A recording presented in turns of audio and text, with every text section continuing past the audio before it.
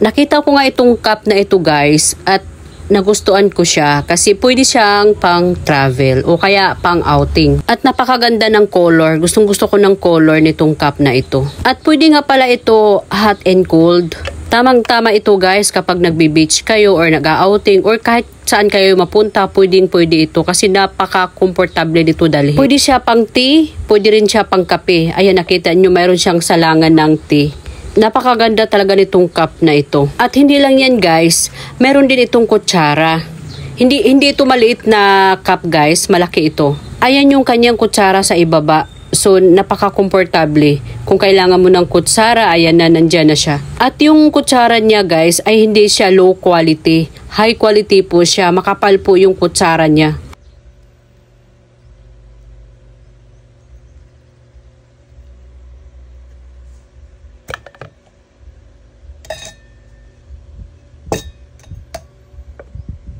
O diba, napakaganda niya. Tapos after nyong gamitin, pwede nyong i-fold ulit at ibalik nyo doon sa lagayan niya.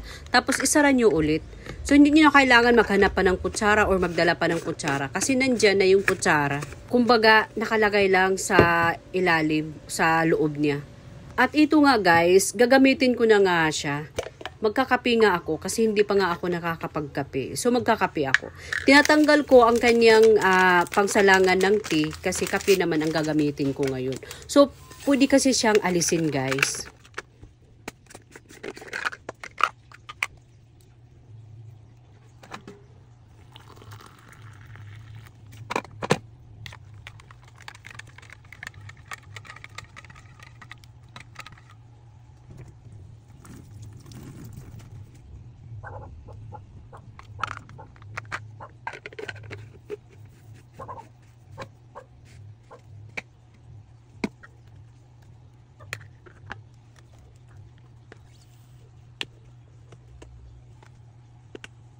At ngayon guys, gagawa naman tayo ng tea para malaman natin kung gaano nga ba ito kaganda itong cup na ito.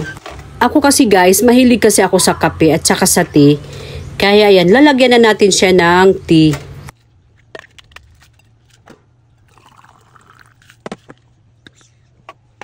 At ito na nga, after 1 minutes na binabad ko yung tea ko. So, ito na guys. Ayan na. Diba ang ganda niya? Napaka-comfortable.